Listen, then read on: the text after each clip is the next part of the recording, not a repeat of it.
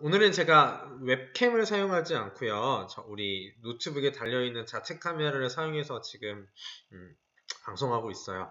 한번 새로운 시도인데 화질이 그렇게 마음에 들지는 않지만 그래도 이게 웹캠을 설치하는 데 조금 번거로운 부분이 있어가지고 지금 이렇게 하고 있다는 점 우리 여러분들 알아주시면 좋을 것 같습니다. 제 목소리 잘 들리나요 지금?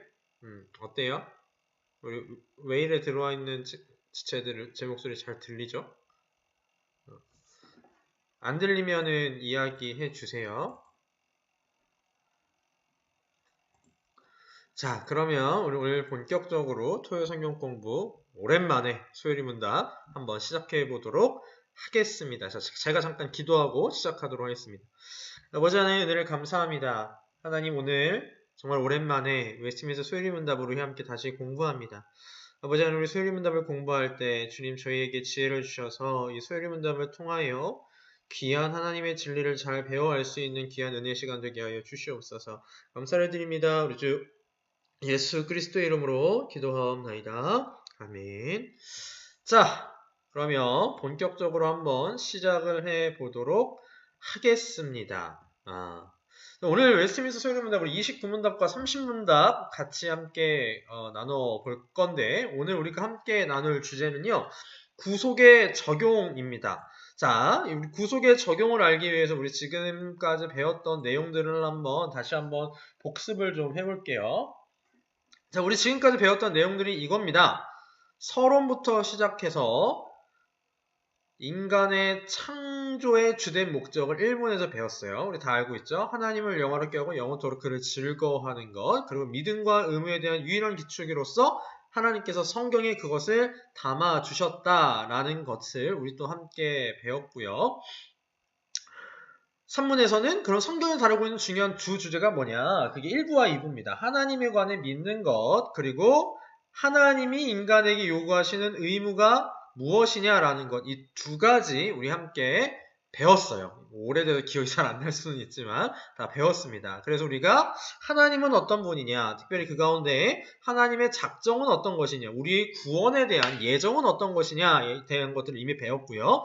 우린 그 예정 가운데서 하나님께서 우리를 어떻게 구원하시느냐, 구속하시느냐 그 내용들을 함께 살펴보고 있었습니다. 우리 기억 날지 안 날지 걱정 반, 기대 반 그렇습니다. 자, 그렇다면 오늘 우리가 배울 내용은 무엇이냐? 우리 지난주까지는 뭘 배웠냐면요. 하나님께서 우리의 구속을 이루시기 위하여서 예수 그리스도를 통하여 어떤 일들을 하셨느냐라는 걸 배웠습니다. 바꿔서 얘기하면 예수 그리스도를 통하여 예수 그리스도께서 우리의 구원을 위해 무엇을 하셨느냐 그 내용을 우리가 같이 함께 공부했습니다. 자, 예수 그리스도께서 우리를 하신 일은 어떤 것이었죠? 낮아지고 높아지신 지위에서 선지자, 제사장, 왕으로서 즉 기름 부음 받은 그리스도로서의 직분을 모두 다 행하셨다라는 것을 우리 함께 배웠습니다. 자, 기억이 조금 나죠? 그래서 지지난번에 우리 16강에서 그 내용을 배웠어요. 선지자, 제사장, 왕으로서 예수 그리스도께서 어떤 일들을 하셨느냐. 근데 그 선지자, 왕, 제사장, 왕의 직분을 예수 그리스도께서는 낮아지신 직분, 그리고 높아지신 직분, 이 두 직위에서 하신다라는 것을 배웠습니다. 그래서 우리의 구속을 완성하신다. 낮아지신 지위에서 선지자, 제사장, 왕의 직분을 행하셔서 또 높아지신 지위에서 선지자, 제사장, 왕의 직분을 행하셔서 우리의 구속을 완성하셨다라는 겁니다. 자, 오늘은요. 그러면 그 예수 그리스도께서 완성하신 구속이 그 구원의 은혜가 우리에게 어떻게 적용됩니까? 라는 거예요. 그 내용 오늘 같이 함께 살펴보도록 하겠습니다. 자, 오늘 29문 이렇게 되어 있습니다. 29문 우리는 어떻게 그리스도의 값주고 사신 구속에 참여하는 자가 됩니까? 그거에 대한 답이 이렇습니다. 성령께서 그 구속을 우리에게 효과적으로 적용하시므로 우리가 그리스도의 값주고 사신 구속에 참여하는 자가 됩니다. 자, 여기서 복습할 것도 있고 새로 알아갈 것도 있는데 일단 첫 번째 복습할 것부터 좀 보도록 하겠습니다. 자, 예수 그리스도께서 우리를 구속하신 건 어떻게 구속하셨냐면 이렇게 구속하셨어요. 우리가 그리스도의 값 주고 사신 예수 그리스도께서는 우리의 구속을 위하여 값을 지불하셨다라는 걸 배웠습니다. 어떤 값을 지불하셨죠? 예수 그리스도의 핏값을 지불하셨다라는 겁니다. 자, 그 예수 그리스도께서 치르신 그 핏값 그리고 부활하심으로 말미암아 모든 죄와 마귀와 사망의 권세로부터 자유롭게 되신 그 예수 그리스도의 구속이 어떻게 우리에게 적용되느냐. 자, 이제 새로 알아가는 겁니다. 누가 우리에게 적용시키시나고요? 성령께서. 자, 우리 지금까지 예수 그리스도의 구속에 대해서 지금 배우고 있는데, 우리의 구속에 대해서 배우고 있는데, 하나님, 그래서 하나님은 성부 하나님, 성자 예수님의 사역들을 배웠습니다. 우리를 구원하시기 위하여서 성부 하나님이 무엇을 하셨고, 성자 예수님께서 무엇을 하셨는가를 배웠어요. 다시 한번 복습하면, 성부 하나님께서는 뭐 하셨죠? 우리의 구속을 다 계획하셨습니다. 어떻게 우리를 구속하실 것인지, 예수 그리스도 이 땅에 보내시는 것, 그리고 하나님께서 구속하신 사람들을 선택하신 것, 기타 등등 모든 것들을 다 성부 하나님께서 계획하셨고요. 그 계획에 따라서 구속, 값을 지불하시는 그 일을 누가 하셨죠? 성자 예수님께서 하셨습니다. 자, 우리는 지금까지 삼위일체 하나님 중에 1위의 하나님, 2위의 하나님의 사역을 모두 배운 겁니다. 자, 그렇다면 이제 마지막 남은 제3위, 세 번째 위격에 계신 하나님이신 성령 하나님께서 어떤 일을 하셔서 우리에게 구원이 이루어지는가, 구원이 우리에게 적용되는가, 그 내용을 볼 겁니다. 성령 하나님께서 하시는 일은 무엇이냐면요, 이거예요. 성령 하나님의 키워드는 이겁니다. 자, 뭐죠? 적용. 성부 하나님의 계획에 따라 성자 예수님께서 완성하신 그 구속을 성령 하나님께서는 성부 하나님의 계획하심에 따라 우리에게 적용하시는데 효과적으로 적용하십니다. 자, 이제 이 내용들을 차차 살펴볼 거고요. 30문에 보면 그러면 어떻게 예수 그리스도의 그 구속을 우리에게 적용하시느냐라는 질문입니다. 자, 답을 볼게요. 성령께서 효과적으로 부르심으로 우리 안에 믿음을 일으키시어 우리를 그리스도와 연합하게 하셔서 그리스도의 값주고 사신 구속을 우리에게 적용하십니다. 라고 되어 있습니다. 자, 어떻게 하시느냐? 성령께서 일단 어떻게 하신다고요? 효과적으로 부르신다고요. 여러분, 이거 우리 청년부 예배 시간에 한번 했습니다. 효과적 부르심, 효력 있는 부르심에 대해서 배웠습니다. 한 번 더 이따가 설명해 줄게요. 그러면 그 효과적인 부르심으로 어떤 일이 일어나냐? 우리 안에 믿음을 일으키신답니다. 성령 하나님이 아니면 우리 안에는요, 예수 그리스도를 믿는 믿음이 생겨나지는 않습니다. 그러면 우리 안에 믿음을 일으키신 다음에 어떻게 또 하시느냐? 예수 그리스도와 연합하게 하십니다. 예수 그리스도와 우리를 연합하게 하시는 그 연합의 사역을 성령 하나님께서 하신다는 거예요. 그래서 무엇을 하시느냐? 그리스도의 값주고 사신 구속을 우리에게 적용하신다. 자, 지금 세 가지 봤어요. 네 가지죠. 엄밀하게 따지면 효과적으로 부르십니다. 그럼 그 효과적인 부르심으로 우리한테 믿음을 일으키십니다. 믿음을 일으켜서 우리를 그리스도와 연합하게 하십니다. 그래서 그리스도께서 가지고 계시는 그 구속을 우리에게 적용하십니다. 자, 요 네 가지 내용 오늘 우리 함께 살펴보도록 하겠습니다. 자, 오늘은 따로 PPT를 보지 않고 늘 하던 가끔씩 하는 판서를 하면서 좀 하도록 하겠습니다. 자, 여러분, 오늘 이 내용은요, 우리의 구속을 이해하는 데 있어서 아주 중요한 내용들이거든요. 우리 좀 스체들 꼭 기억해 주셨으면 좋겠습니다. 자, 예수 그리스도께서요, 우리에게 구속을 마련하셨다라는 내용을 우리가 배웠습니다. 자, 그러면 다시 한번 복습을 해보죠. 구속이 뭘까요? 구속이란 우리 유인물에 제가 나눠드렸는데 뭐라고 되어 있냐면 종과 포로가 된 상태에서 대가를 지불하고 건져주는 것, 이것이 구속입니다. 여기서 핵심 포인트는 뭐냐면 대가를 지불한다라는 거예요. 요거. 예수님께서 대가를 지불해 주셨습니다. 어떤 대가를 지불해 주셨나요? 예수 그리스도의 피값을 지불해 주셨어요. 예수 그리스도께서 지불하신 구속의 대가, 그것은 바로 그리스도의 보혈입니다. 예수님은 자신의 피로 우리에 대한 죄값을 모두 다 치러 주셨습니다. 그래서 우리를 죄로부터 구속하신 거예요.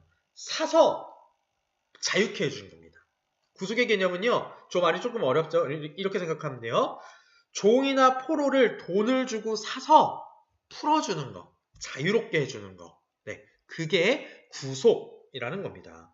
그래서 우리는 죄의 힘과 죄로 인한 율법의 저주로부터 자유롭게 돼서 더 이상 죄의 지배를 받지 않고 끌려다니지 않게 되어 있습니다. 자, 그런데 우리 유인물에 보면 이런 말이 있어요. 불신자들이 받는 정죄에 대한 것이 있는데, 그러면 정죄가 뭐죠? 정죄? 너 죄인, 이게 정죄입니다. 이걸 정죄라고 불러요. 조금 어려운 말로 너 죄인이라고 하는 거. 자, 불신자들이 받는 정죄는 무엇이 있냐면 두 가지 측면이 있는데, 하나는요, 율법으로부터 받는 거예요. 율법에 있는 계명들에 따라서, 법에 따라서 너는 이러한 죄를 지었어 라고 불신자들은 정죄를 받는다라는 거고요. 두 번째는 그리스도를 무시한 겁니다. 그리스도를 무시했다? 이게 무슨 뜻이냐면 예수 그리스도를 믿지 않았다라는 거예요. 자, 그런데 여기서 자연스럽게 이런 질문이 나올 수 있습니다. 예수 그리스도를 믿는 건요, 아무나 믿을 수 없죠. 선택받은 백성만이 믿을 수 있습니다. 선택받은 사람은 예수 그리스도를 믿을 수 있어요. 근데 우리 내일 우리 특강 시간에 이야기를 할 건데, 선택받지 않은 사람들은요, 그 죄 때문에 사실은 또 정죄를 받아요. 예수 그리스도를 무시한 것 때문에 정죄를 받습니다. 하나님께서 정죄 받도록 놔두셨어요. 자, 이 얘기는 내일 우리 자세하게 조금 더 해보도록 하겠습니다. 어쨌거나 예수 그리스도를 믿지 않는 죄는요, 죄 중에 가장 큰 죄입니다. 왜? 모든 죄를 해결할 수가 없는 죄이기 때문에 가장 근본적인 죄 중에 하나입니다. 예수 그리스도를 무시하는 것. 이 두 가지 측면에서 정죄를 받는다라는 겁니다. 자, 그러면 예수 그리스도께서 완성하신 이 구속을요, 우리에게 적용해야 되는데, 오늘 핵심 포인트 중에 하나는 뭐냐면요, 구속을 우리 스스로 적용할 수 없다라는 겁니다. 이게 아주 중요해요. 예수 그리스도의 구속을 우리 스스로 적용할 수 없습니다. 예수님에게 있는 구속을요, 내가 끌어오거나 아니면 내가 그 구속에 참여할 수가 없어요. 스스로. 왜냐하면 모든 사람은 허물과 죄로 죽었기 때문에 그렇습니다.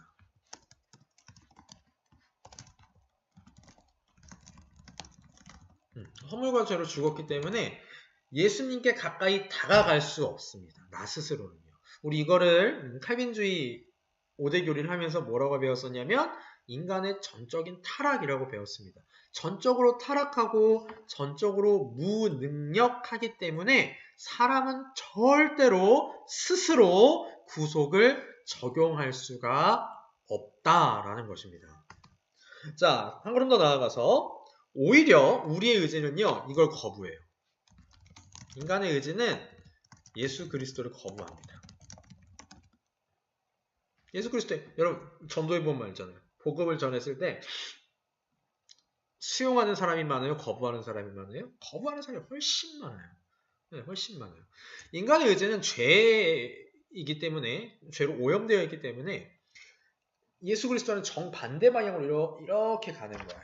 이렇게. 마치 자석의 S극과 N극이 서로 밀어내듯이 죄로 오염되어 있는 의지는 예수 그리스도를 거부합니다. 자, 그럼 여기서 우리 한 가지 힌트를 얻을 수 있어요. 예수 그리스도를 믿기 위해서는 우리가 의지적으로 믿어야 되는데 우리의 본성적인 의지는 예수 그리스도를 거부한다 그랬습니다. 자, 그렇다면 우리가 예수 그리스도를 믿기 위해서는 우리의 의지도 변화돼야 돼요. 그 변화를 누가 해주시느냐? 그 변화를 성령 하나님께서 해주신다라는 것입니다. 사람은 오히려 죄를 가까이 합니다. 죄를 더 좋아해요. 이게 사람의 본성입니다. 여기서 말하는 죄라는 그렇다고 오해하면 안 돼요. 예수 그리스도를 믿지 않는 사람들은 나쁜 일을 좋아해요. 그 뜻이 아니에요. 여기서 말하는 죄는 하나님과 상관없는 거예요. 하나님의 뜻에 맞지 않게 살아가는 거, 그게 더 편하다라는 것이죠. 자, 그래서 이런 오해를 절대 하면 안 됩니다. 구속이 인간의 결심으로 자신에게 적용된다. 요 말은요, 100% 틀린 말입니다.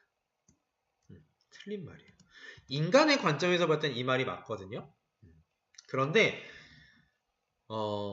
신학적인 관점에서 보면 이건 어떻게 된 거냐면 하나님께서 믿게 해 주셔서 믿는 겁니다. 이해되나요? 무슨 말인지? 하나님께서 믿게 해 주셔서 믿는다. 네. 내 스스로 하는 것이 아니라, 내 스스로 구속이 나한테 적용시키는 것이 아니라 하나님께서 적용시켜 주심으로 내가 적용되는 거예요. 하나님께서 적용시키시기 위해서 내가 결심하게 만드셔서 내가 결심하는 겁니다. 여기까지 이해될란지 모르겠네요. 자, 계속해서 진행해 보도록 하겠습니다. 그렇다면 무엇이 필요하느냐? 성령의 유효한 역사가 필요하다라는 겁니다. 네. 예수 그리스도의 사역에 있어서 구속이 우리에게 적용되기 위해서는 반드시 성령 하나님의 유효한 효과적인 역사하심, 아까 우리 소유리 문답에 있는 구문을 그대로 사용하자면 효과적인 부르심이 있어야 돼요. 그게 있어야지만 예수 그리스도의 구속이 우리에게 적용될 수 있습니다. 자, 그러면 어떻게 적용되는지 이제 그 내용을 한번 살펴보도록 하겠습니다. 자, 어떻게 적용되느냐? 첫 번째로 외적 수단으로 우리에게 들려줘야 합니다. 복음을 전하는 데는요, 반드시 외적인 수단이 있습니다. 누군가 전도를 해주거나, 아니면 교회에 처음으로 와서 말씀을 듣게 되거나, 아니면 요새는 유튜브라던가 이런 것들을 통해서 말씀을 들어야 됩니다. 네, 들어야 돼요. 그런데 단순한 들음으로 인하여서 믿음을 생성시키지는 않아요. 무슨 소리냐? 여러분이 누군가에게 복음을 전했어요. 제일 유명한 복음을 하나를 예를 들어 봅시다. 누구누구야. 하나님이 이 세상을 너를 너무너무 사랑하셔서 하나밖에 없으신 독생자 예수 그리스도를 이 땅에 보내시고 너를 위해 죽이셨다. 그리고 그를 다시 부활시키셔서 그를 믿으면 구원을 얻게 하셨다. 그분을 믿어야 돼. 라고 복음을 전했다 합시다. 그 들음이 모두 다 믿음으로 연결되는 건 아니라는 거예요. 여러분, 심지어 교회 안에도 불신자들이 있습니다. 교회 안에도 불신자가 있어요. 매주 말씀을 들음에도 불구하고 믿지 않는 사람들이 있어요. 믿음이 없는 사람들이 있습니다. 왜냐하면 들음이 반드시 믿음을 생성시키는 것으로 연결되지 않아요. 그러면 복음을 들은 것이 효과적이려면 무엇이 필요하느냐?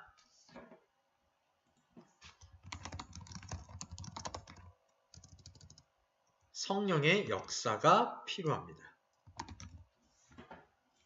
필요가 아니죠.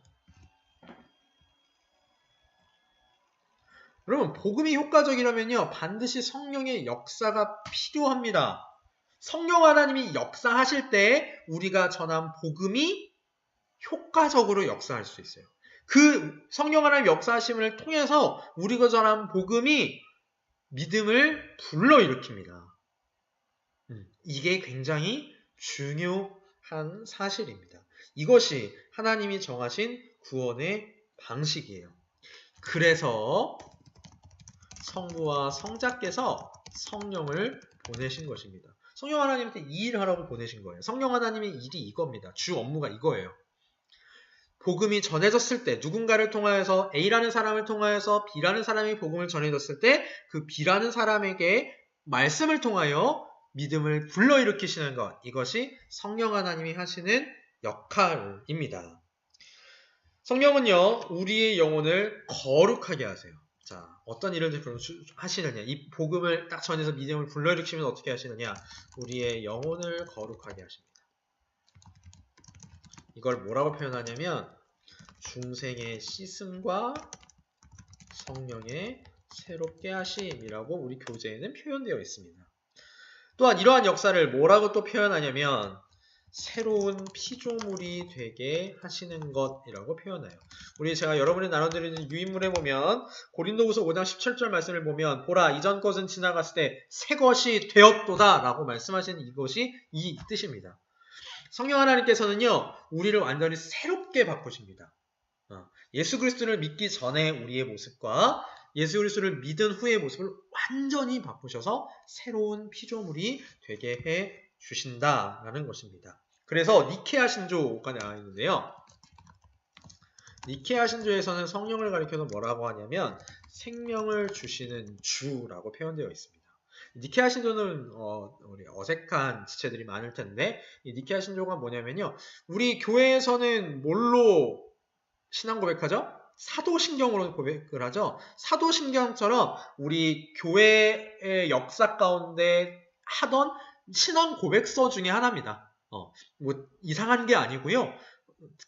특별한 게 아니고 우리 사도신경처럼 우리의 믿음을 고백하던 신앙 고백서 중에 하나예요. 나중에 기회가 되면 우리 니케아 신조도 한번 우리 청년부에서 한번 같이 공부해 보도록 하겠습니다. 이 니케아 신조를 보면요. 사도신경이랑 또 다른 맛이 있거든요.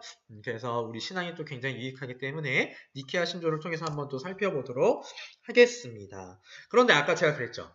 이 성령 하나님의 역사하심은요. 성령 하나님의 역사하심을 통하여 믿음이 생겨나는 건 선택받은 사람들에게만 해당돼요. 선택받지 않은 사람은요. 성령 하나님의 역사하심하고 아무런 상관이 없어요. 그럼 이렇게 할 수 있어요. 이 사람이 하나님의 선택을 받은 사람인가 아닌가는 뭘로 할 수 있냐면 복음이 전해졌을 때 그 복음이 믿음으로 연결되느냐 되지 않느냐 그걸 통하여서 알 수가 있는 것이죠. 그래서 이 하나님이 하신 성령 하나님이 하시는 일을 우리는 이렇게 적용합니다. 구속의 적용이라고 정의할 수 있습니다. 자, 오늘 중요한 내용 거의 다 하고 있습니다. 뒤에서는요, 믿음에 대해서 조금 더 얘기를 할 거거든요. 그 부분 조금 더 이야기하고 넘어가도록 하겠습니다. 자, 중간 정리해 봅시다. 성령 하나님께서 하시는 일은 뭐라고요? 구속을 적용하시는 거예요. 성부 하나님의 계획에 따라 성자 예수님이 완성하신 그 구속을 성부 하나님의 계획에 따라 성령 하나님께서 우리에게 적용해 주시는 거예요. 이렇게 우리 여러분 이해하고 계시면 됩니다. 여러분 이렇게 보면 성령 하나님이 하시는 일이 참 중요하죠. 우리는 참 성령 하나님에 대해서 뭔가 삼위일체 하나님 우리 선생님은 다 처음에 할 때도 있죠. 삼위일체 하나님에 대해서 했겠지만 지혜와 권능과 영광이 동등하시다 그랬는데 우리는 가끔 가다가 성령 하나님에 대해서 조금 연약한 혹은 꼴찌 약간 이런 이미지가 조금 있는 것 같아요. 그건 전혀 그렇지 않습니다. 성령 하나님이 하시는 일이 너무너무 중요하거든요. 우리 청년부 지체들 꼭 기억해 주셨으면 좋겠고 우리 청년부 지체들은 성령 하나님에 대해서 오해하시는 게 없기를 바랍니다. 자, 그럼 넘어가서요. 믿음에 대해서 조금 이야기를 하도록 하겠습니다. 성령 하나님께서 믿음을 불러일으키신다 그랬는데 믿음에는요. 4가지의 종류가 있습니다. 우리 교재에 있어요. 믿음의 4종류. 첫 번째는 무엇이냐면요. 역사적 믿음입니다. 자, 이 역사적 믿음은요. 역사적 팩트로 믿는 거예요. 교리를 논리적으로 믿는 거예요. 교리를 논리적으로 믿는 거예요. 예를 들어 볼까요? 여러분,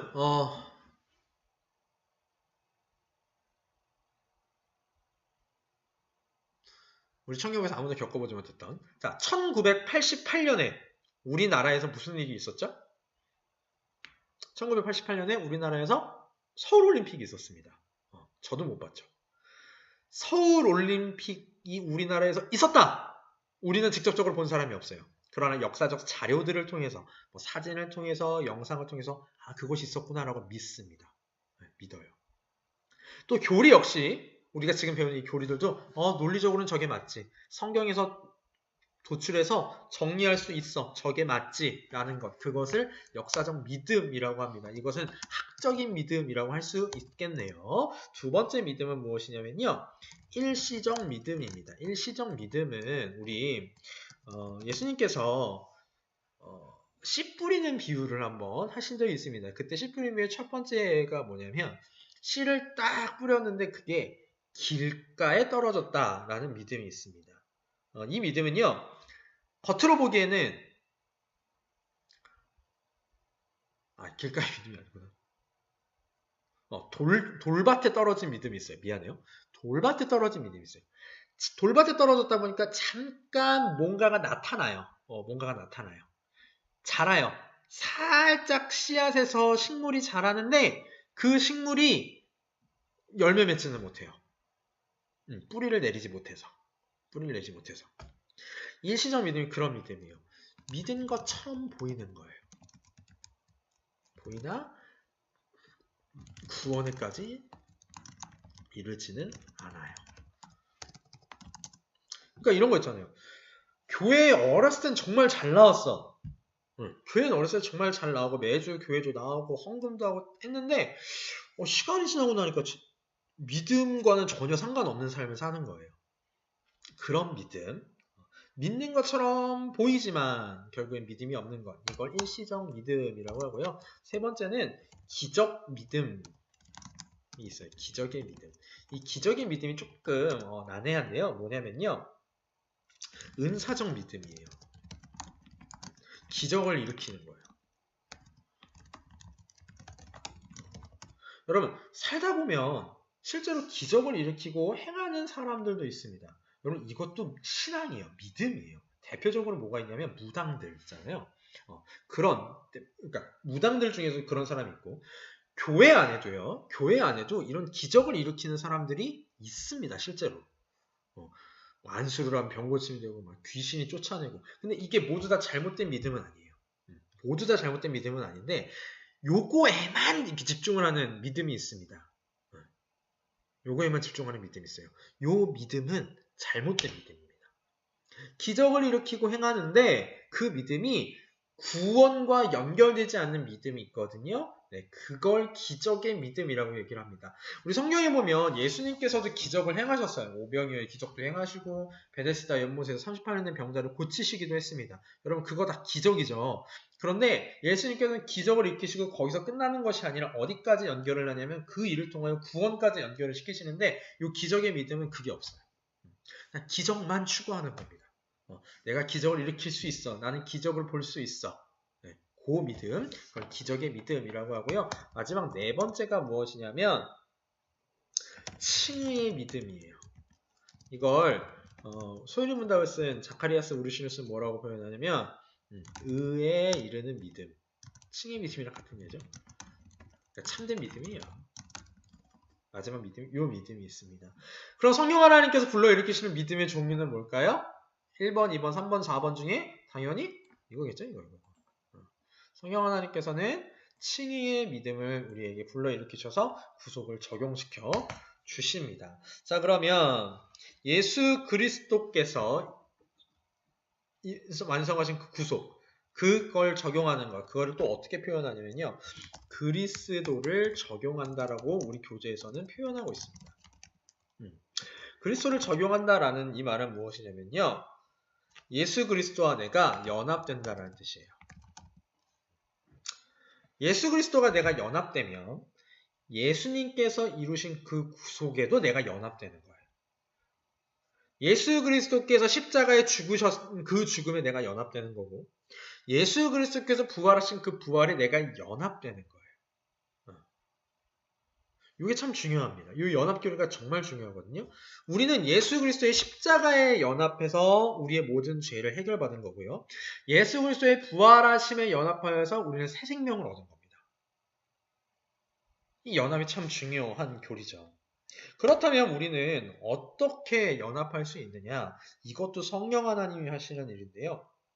성령 하나님께서 어떤 걸 우리 안에 일으켜 주시냐면 영적 질병에 걸렸구나 라는 걸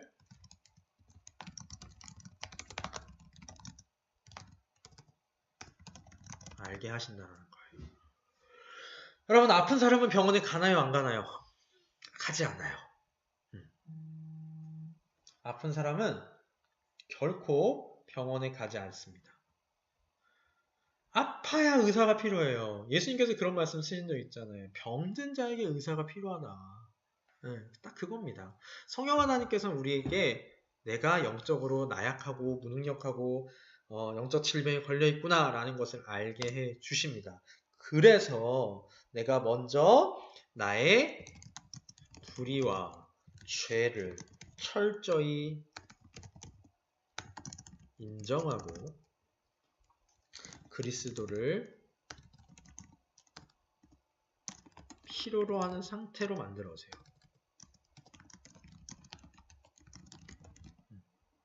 여기 있어야 돼요. 이러한 상태가 되어야지만 그리스도를 가장 귀하게 여기고 그리스도를 붙잡기 때문입니다. 네. 만약에 오늘 우리 함께 성경 공부하고 있는 우리 청년부 지체 중에 이게 없었다. 이런 생각 자체가 지금 없다. 곰곰이 생각해 보세요. 진짜 믿은 건가? 여러분은 여러분의 죄, 여러분의 불의함, 그걸 스스로 해결할 수 없다라는 걸 믿으시나요? 이걸 해결할 수 있는 게 예수 그리스도밖에 없다라는 걸 믿으시나요? 그렇다면 성령 하나님께서 구속의 은혜를 적용하신 거고 그리스도와 우리를 연합시키신 사람입니다. 여러분을 그렇게 만드신 사람이에요. 이 사실 굉장히 중요한 사실입니다. 한번 믿음을 꼭 점검해 주시기 바랍니다. 자, 마지막으로 우리의 믿음을 마지막으로 정리하고 마치도록 하겠습니다. 우리의 믿음은요, 성령 하나님께서 사람의 마음에 일하심으로 발생해요. 성령 하나님이 역사하시지 않으면 우리에게는 믿음이 발생하지 않습니다. 그리스도 안에 있는 구원의 유익을 알아볼 수 있는 눈을 열어주시는 것은 성령 하나님의 역사예요. 그리스도 안에 있는 구원의 유익을 알아볼 수 있는 눈을 하나님께서 우리에게 열어주셔야지만, 성령 하나님께 열어주셔야지만, 저게 나에게 필요하구나. 저게 있어야지만 내가 구원받는구나. 그걸 알 수 있습니다. 성령은요, 영적인 것을 원하지 않고 육적인 것과 자연적인 것에 더욱 마음을 두고 있는 우리의 의지를 굴복시키세요. 또 의지를 갱신시키셔서 그리스도를 붙잡게 하십니다. 되게 중요한 진리입니다. 의지가 변하지 않은 사람은요, 구원받는 사람이 아닙니다. 우리의 의지를 굴복시켜서 날마다 그리스도께 나아가도록 만드는 것. 그리스도께서 내 죄를 해결해 주심을 믿는 것. 그리스도가 아니면 내가 구원받을 길이 없다. 그래서 나는 그리스도를 붙잡노라. 그 의지가 있는 사람만 구원받은 사람입니다. 물론 이걸 잊고 살아갈 때가 참 많아요. 구원받은 사람이라 할지라도.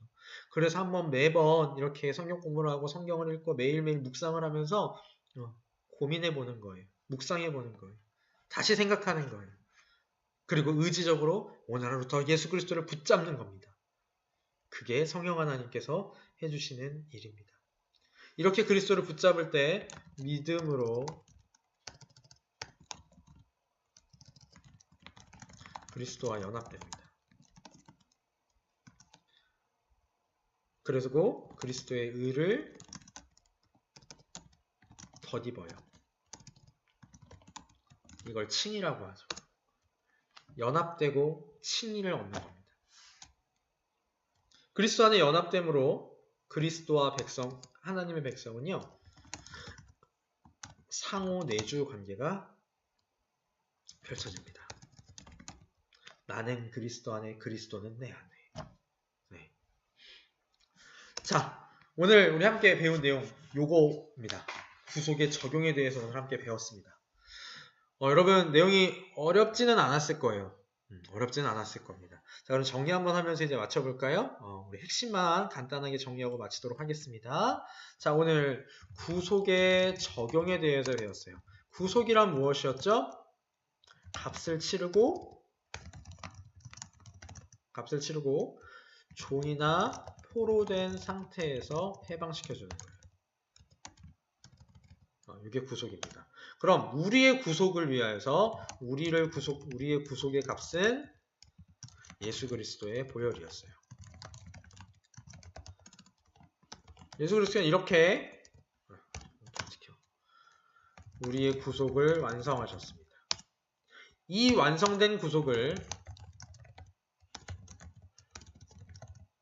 성령 하나님께서 우리에게 적용시키세요.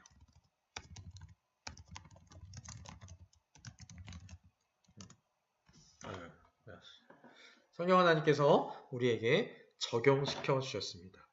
미안. 적용시켜 주셨습니다. 어떻게 해요? 믿음을 불러일으키셔서요. 자, 첫 번째로 복음을 듣게 하시고 그 복음을 듣게 하신 사람에게 선택된 사람에게 한해서 믿음을 불러일으키시고 그리스도와 연합하게 하시고 칭의를 얻게 하셨어요. 그리고 의지를 변화시키셨습니다. 오늘 배운 내용 이게 답니다. 간단하게 이야기하면 꼭 기억하세요. 우리의 구속은요, 성부 하나님의 계획에 따라 성자 예수님이 이루신 구속을 성령 하나님께서 우리에게 적용시키신 겁니다. 이게 우리의 구원입니다. 여러분 구원하시려고 삼위일체 하나님이 일하셨어요. 여러분 그렇게 소중한 사람들이고 하나님 앞에 가치 있는 사람들입니다. 자, 오늘 여기까지 하도록 하겠습니다. 여러분 매일매일 이 구속에 대해서 한번 묵상해 보시고 또 감사하시고 더욱더 의지적으로 그리스도를 붙잡으시는 우리 청년부 여러분 되시기를 바랍니다. 여러분 수고하셨고요. 오늘 여기까지 하도록 하겠습니다. 여러분 그러면 내일 만나도록 하겠습니다. 잠깐 기도하고 마칠게요. 하나님 감사합니다. 우리 성령 하나님께서 성자 예수님의 계획에 따라 성부의 하나님의 계획에 따라 성자 예수님이 이루신 그 구속을 우리에게 적용하여 주셨습니다. 그리하여서 우리로 하여금 믿음이 생기게 하시고 예수 그리스도를 의지적으로 붙잡게 하시고 예수 그리스도와 연합되어 그리스도의 의를 우리가 덧입게 하여 주셔서 그 귀한 구원의 은혜를 얻게 하여 주셨습니다. 하나님 이 귀한 구속을 받은 우리가 얼마나 하나님 앞에서 소중한 사람들인지 알게 하여 주시고 죄를 떠나 하나님이 원하시는 그 삶을 살아갈 수 있도록 주여 도와주시옵소서. 날마다 이 구속의 은혜에 감사하는 우리 나는 청년부 되게 하여 주시옵소서. 감사를 드립니다. 우리 주 예수 그리스도 이름으로 기도하옵나이다. 아멘. 자, 여러분 수고하셨고요. 내일 만나도록 하겠습니다. 안녕히 들어가세요.